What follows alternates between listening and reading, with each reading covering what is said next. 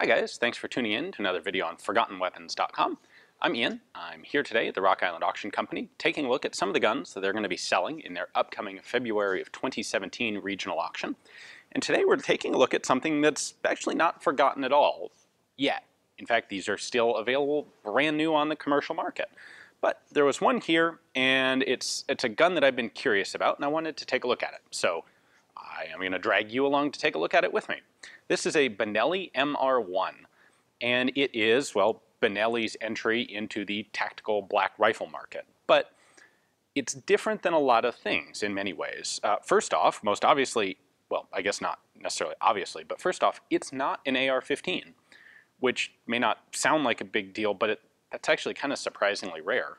In fact, it's not an AR-18 either. And by not being either of those, all of a sudden, okay, my interest has been piqued. Someone actually created at least to some extent, a novel and new independent design here. So it turns out what Benelli did in fact do is they basically took the gas system from their M4 Super 90 shotgun and adapted it into a .223 self-loading rifle. And instead of using an AR style of bolt, they have a triangular bolt, a 3-lug triangular rotating bolt, which is, I think, a pretty cool idea. There have been a handful of other rifles that did that, most notably the Leader T2, also the Barrett M82 uses a 3-lug triangular bolt. It gives you really all the advantages of a rotating bolt, but with larger locking lugs, they're easier to machine and easier to clean as well at the user's end. So that all kind of makes me interested. The handling looks a little unusual for a black rifle, but that's largely because it doesn't look just straight like an AR-15. One thing I should point out here, since this is an auction listing and all, this rifle came with, or comes with, this little 5-round magazine, which I think looks kind of stupid in the gun, so I put in a 20-rounder instead. 20-rounder doesn't actually come with the gun. At any rate, why don't we pull this thing apart and let's take a look at those interesting internals. All right, a quick tour of the controls on the Benelli. Nothing super crazy going on here. We do have a crossbolt safety, so that's fire, that's safe, very familiar to shotgun shooters. We have a bolt release that is actually, this is the most unusual part, it's back here in front of the trigger guard. So when I lock the bolt open, in order to drop it, I actually grab this lever and pull it down. That releases the bolt. And then we have an ambidextrous magazine release located on both sides of the receiver. Disassembly is pretty simple. We're going to start by removing the muzzle nut here from the end of the gun. It's loud. It makes a lot of clicking noises. There we go.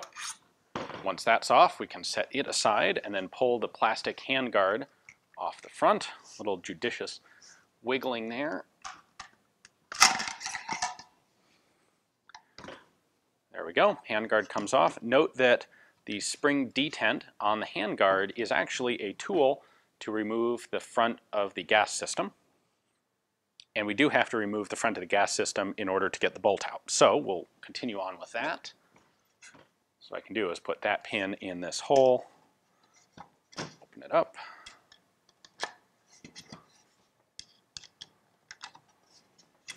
Until it gets to the point where it's loose enough to do by hand. It's kind of weird that they have this big spring on the front there. As far as I can tell, that's just to prevent this plug from unthreading while you're firing. So now that we have the gas plug removed, we can separate the upper and lower assemblies and then we can take the bolt out. So I'm just going to slide this whole thing forward. We have to, the bolt, or the upper assembly is kind of in a track on the lower, and then the gas system is together here. So here we go. Put that down. Almost helps to hold the bolt back.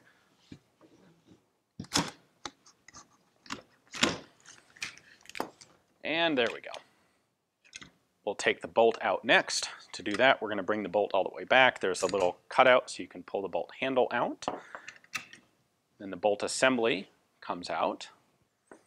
Now this is one of those designs where you have this whole nesting egg thing involved in disassembly. At this point, I want to take the bolt head off. In order to do that, I have to take out the cam pin In order to take out the cam pin, I have to take out the firing pin, and the firing pin is held in place by the firing pin retaining pin.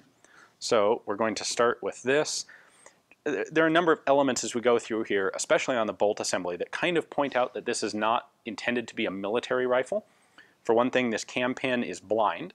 On a military style gun, you would normally have it accessible from the opposite side. You could take a cartridge tip or a tool to push that pin out.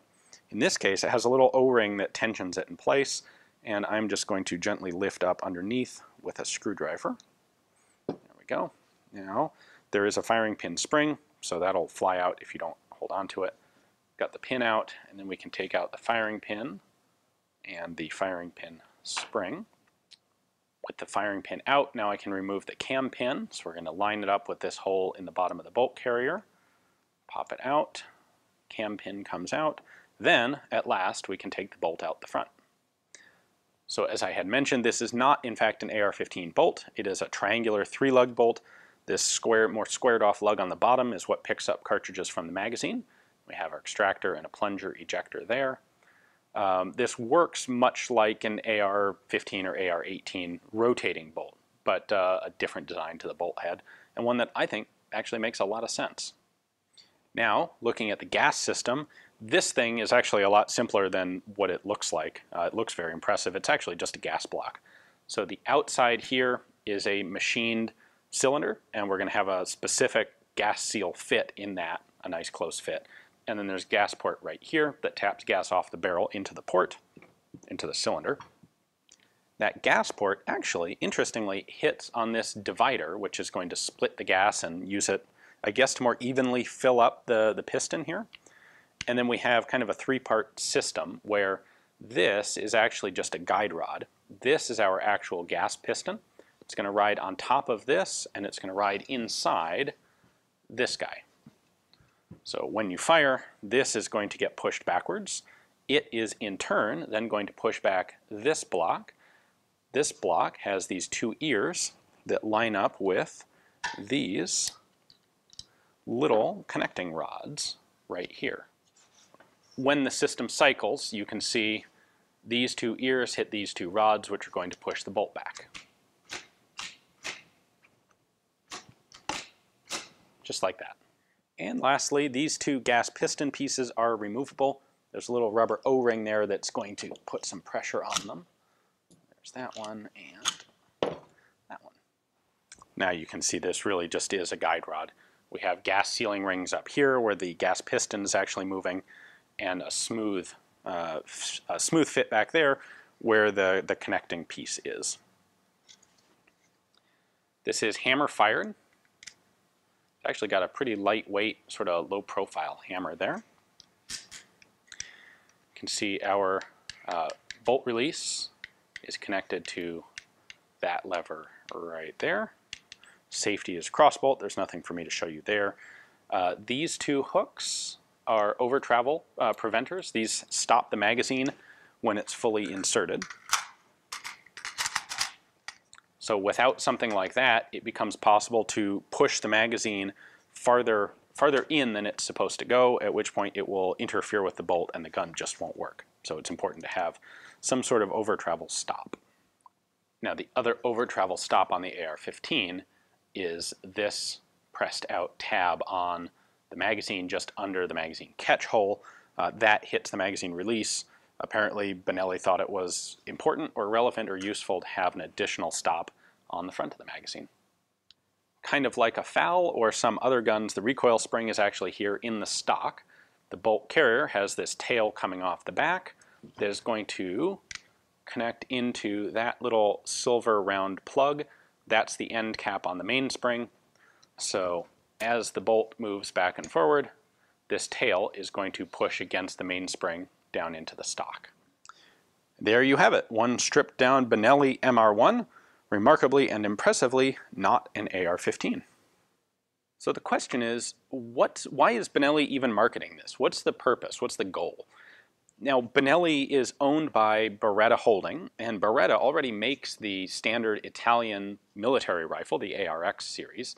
So it wouldn't make any sense for Benelli to try and compete with Beretta for that market in Italy, and I don't know, and not really for any other international contracts, because there really isn't anything that the MR1 does that the ARX doesn't do already. Honestly, there's nothing that this does that the AR15 doesn't do, practically speaking. And it's also worth noting that this rifle isn't being sold in a military configuration anyway. It's only being sold in this civilian guise. For example, the magazine well goes a little bit lower, so it's not compatible with every AR-15 magazine out there, including things like PMags, which a lot of militaries are starting to use. Doesn't have a threaded muzzle, doesn't have a muzzle device. If it were being specifically intended for the military and really tactical markets, you'd obviously have to have, you know, the ability to have 5,300 different types of muzzle device on it. The sights are kind of civilianized. You don't have the option to cover the entire receiver in rails. So this really is being marketed more on the sporting side of things. And I think what's going on is that Benelli has decided there's a lucrative market opportunity for people who do not have AR-15s and don't want AR-15s, but they're kind of looking at everyone around them who's into firearms and going, well, you know, they bought an AR and they bought an AR and they bought an AR. I don't understand what the deal is with the AR-15. I don't like it for whatever reason. But, well, maybe I ought to get a semi-auto 223 rifle as well, because they're very universally useful rifles. They can do a lot of different things. But again, I just don't like the AR-15 for some reason. And these are people, presumably Benelli expects, who have Benelli shotguns, and they're used to the quality and the handling and the feel of the Benelli shotgun. They have a relationship with Benelli, and if Benelli can be there to offer them a black 5.56 rifle, they'd be interested in it because it's not an AR-15. Not that it does anything substantially differently, it's just for whatever reason, I think the customer, the intended market for this are people who have a somewhat irrational dislike for the AR-15. I don't think this is intended to do anything that the AR doesn't do, because I don't think it does.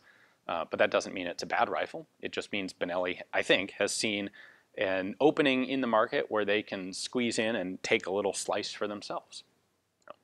If you are one of those people who doesn't like the AR-15 but does want to have a tactical black 5.56 rifle, well, consider taking a look at the link in the description text below. That'll take you to Rock Island's catalog page for this particular one. You can see their pictures and description and their price estimate, and you can place a bid for it online through their website or over the phone or live here at the auction in Rock Island. Thanks for watching.